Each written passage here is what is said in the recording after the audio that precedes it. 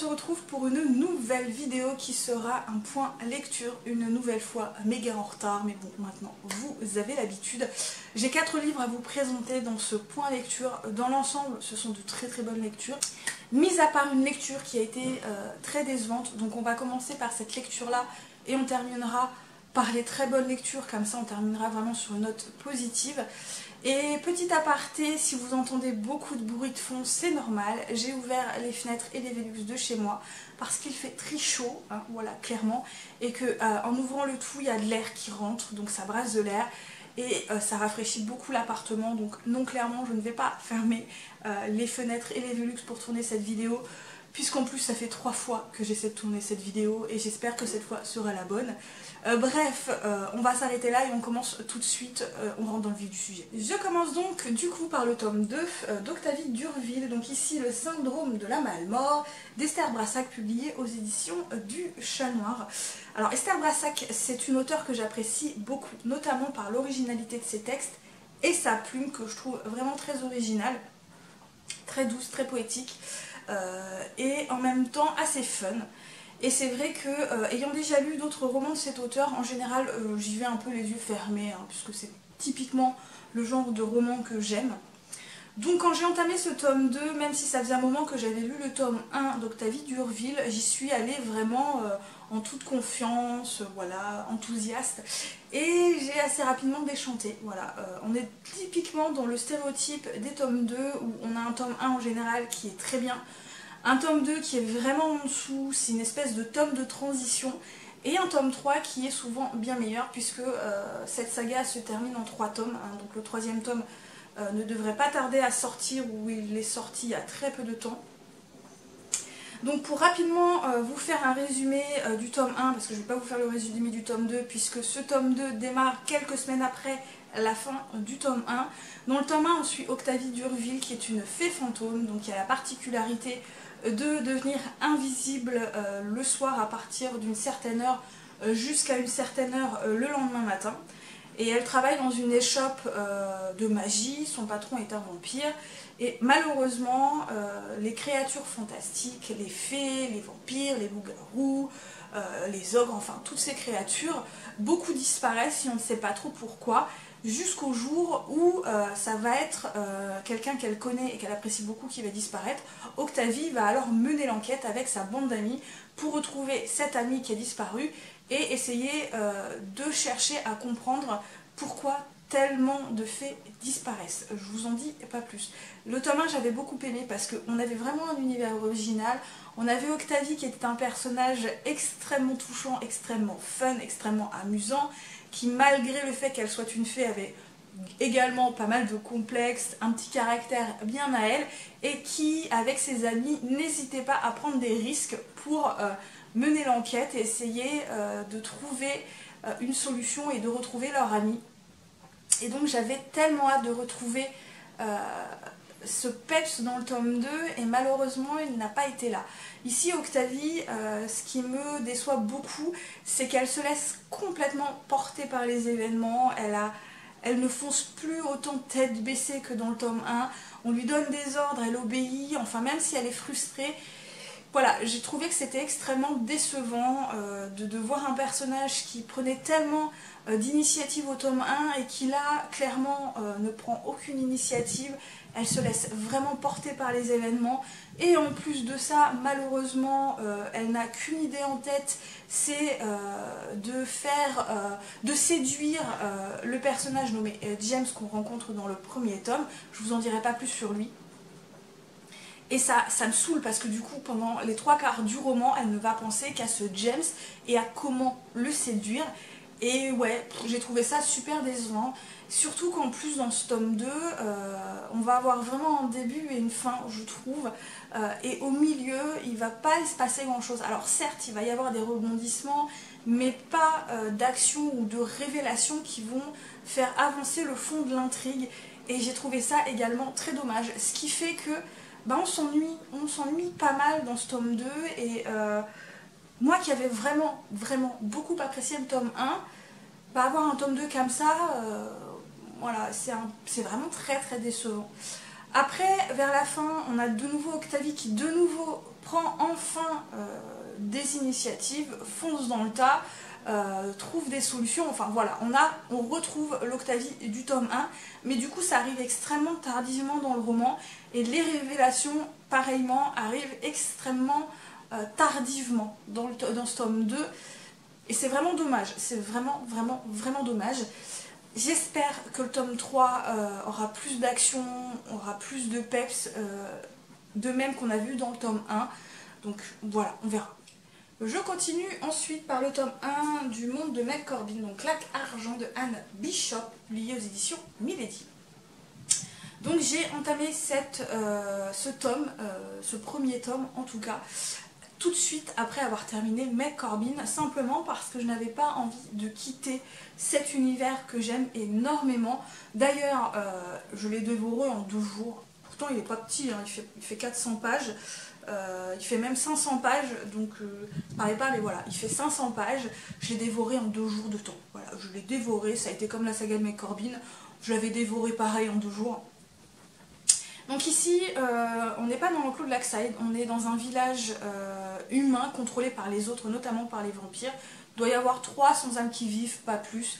Et donc on va suivre Vicky Devine, c'est ça, qui a une espèce de gîte ou de camping, on va dire ça comme ça, avec des petits bungalows. Pour les vacances, elle essaie de le retaper, elle essaie de se reconstruire suite au divorce d'avec son mari qui a été un mari ignoble avec elle. Et donc sa première cliente s'appelle, je ne sais plus comment, Aggie Crow, donc qui est une corbeau, va un jour découvrir sur sa propriété un cadavre. Et autant vous dire que à partir de là, les choses vont clairement dégénérer pour Vicky. Je vous en dis pas plus. Alors j'ai adoré de nouveau ce tome. Alors c'est pas un coup de cœur parce que on est dans un autre endroit, dans une autre ambiance, même si on est vraiment dans l'univers de Meg Corbin, si on retrouve la touche d'humour de cette saga qui est vraiment géniale. L'ennui, c'est que j'aurais peut-être dû attendre avant de commencer ce roman, simplement parce que comme on ne suit plus les mêmes personnages, j'ai eu du mal à m'attacher aux personnages du coup de cette saga-là, en tout cas de ce tome-là, puisque ce sont des personnages complètement différents. Mais une fois qu'on s'attache à eux, parce que voilà, l'auteur arrive toujours à nous les rendre attachants, ces personnages, et finalement, bah du coup, j'ai de nouveau vraiment apprécié, et en plus on va découvrir une autre facette de l'univers, puisqu'ici on n'est pas dans un enclos, on est vraiment dans un village qui n'y a pas de frontière avec le monde sauvage, donc avec les autres, et notamment avec les crocs et les griffes de Namid. Et du coup, ça a été agréable de découvrir cette autre facette. Ça a été également agréable finalement quand même de découvrir d'autres personnages. On a rapidement une évocation aux gens qui vivent à Lakeside. Et vraiment, j'ai beaucoup aimé parce que voilà, on découvre une autre facette de l'univers, on découvre d'autres personnages, avec une autre intrigue qui se termine dans ce tome, puisqu'il n'y aura pas de suite à ce tome-là. Alors le tome 2 est prévu pour septembre, mais je crois que ça va être sur un autre enclos, contrôlé par des vampires qu'on avait vaguement rencontrés dans la première saga, il me semble, mais j'ai pas lu le résumé du tome 2, donc je sais pas. Et de toute façon, le tome 2, je vais attendre le format poche pour me le procurer, hein, comme d'habitude. Bref, cette saga est franchement cool, et ça se lit encore une fois super bien. Je continue du coup par le tome 3 de la saga The Elements, donc The Silent Sweater de Brittany Setcherry, publié chez Hugo Roman dans leur collection New Romance. Ce tome 3 a été une très bonne lecture, même si pour l'instant le tome 2 reste mon préféré.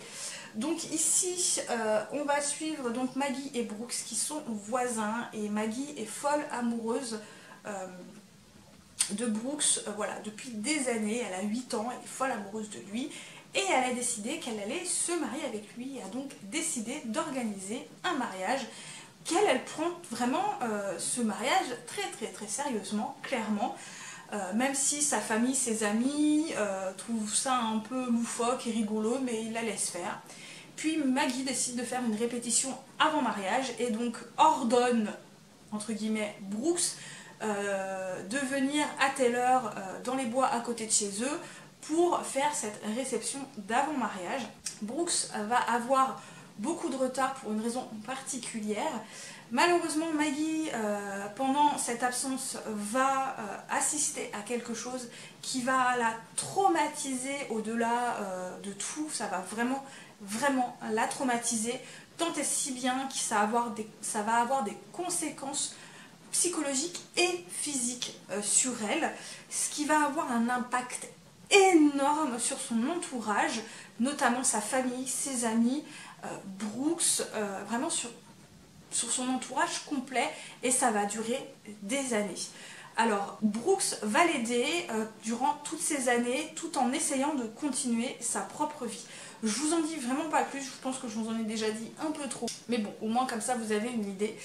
Alors j'ai beaucoup aimé ce roman, notamment par la façon dont l'auteur a réussi à traiter l'impact que ça va avoir sur l'entourage et le chamboulement que ça va avoir également, parce que du coup, suite aux conséquences de ce traumatisme, tout va devoir être réorganisé autour de Maggie, mais ça va avoir un impact sur le long terme, sur sa famille, qui va devoir faire avec, comment se reconstruire après ce qu'elle a vécu, comment sa famille va pouvoir vivre avec ça pendant des années, tout en essayant eux-mêmes de vivre leur vie. C'est extrêmement compliqué, ça va être extrêmement compliqué pour ses parents à Maggie, pour son frère et pour sa sœur, mais notamment pour sa sœur.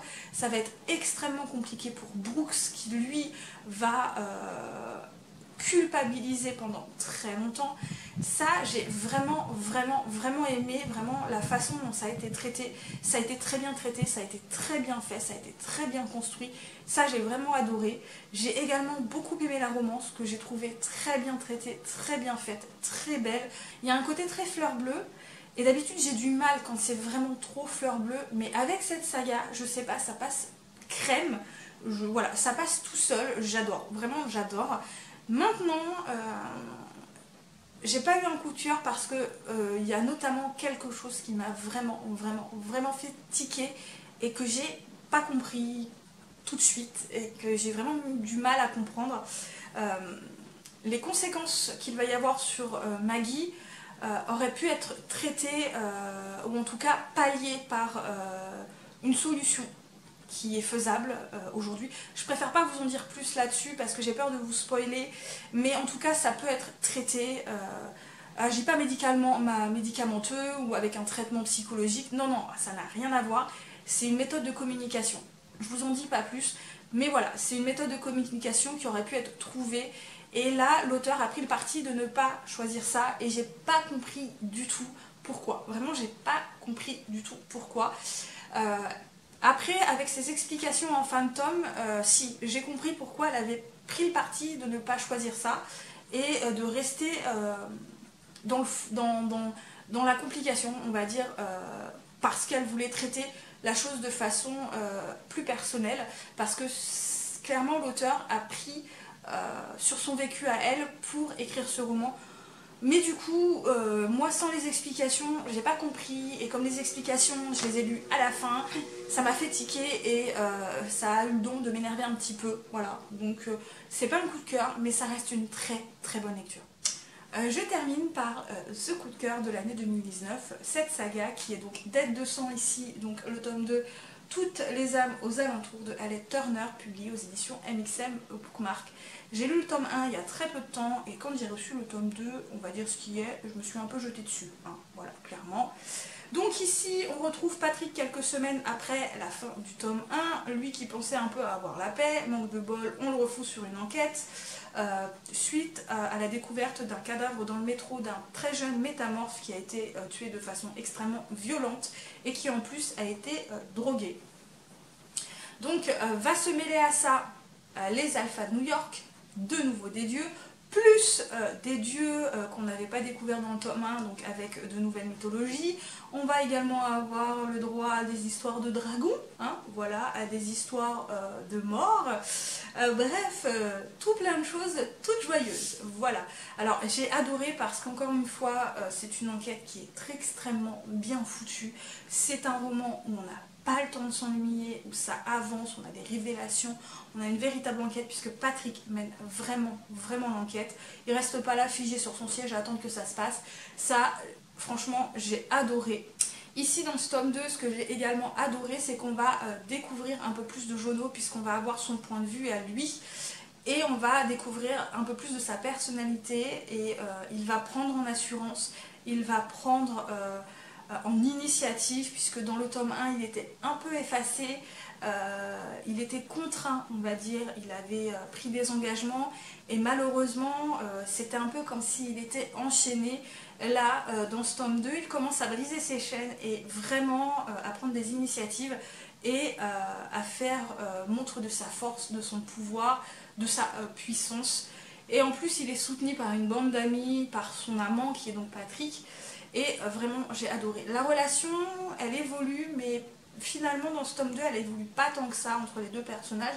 Mais foncièrement ça reste une très belle relation qui n'a pas pris le dessus sur l'intrigue et l'intrigue n'a pas pris le dessus sur la romance. Encore une fois on a un vrai équilibre entre les deux et moi ça j'adore. Et de toute façon vous le savez, moi tout ce qui est urban fantasy, beatlit avec mélange d'enquête, polar, fantastique, magie, c'est du tout bon, ça passe crème avec moi et autant vous dire que ça c'est du bon. Voilà, c'est clairement du très bon. On a une plume très fluide, des personnages ultra sympas, on n'a pas le temps de s'ennuyer, ça bouge tout le temps, bref. Si vous aimez comme moi ce genre de roman, allez-y foncez, hein, il vous plaira. Et voilà, j'en ai terminé pour ce point lecture. J'espère que cette vidéo vous aura plu. N'hésitez pas à laisser des petits commentaires, des petits pouces bleus, à vous abonner sur ma chaîne ou à me suivre sur d'autres réseaux sociaux. Et moi, comme d'habitude, en attendant, je vous souhaite de très bonnes lectures et à très bientôt pour une nouvelle vidéo.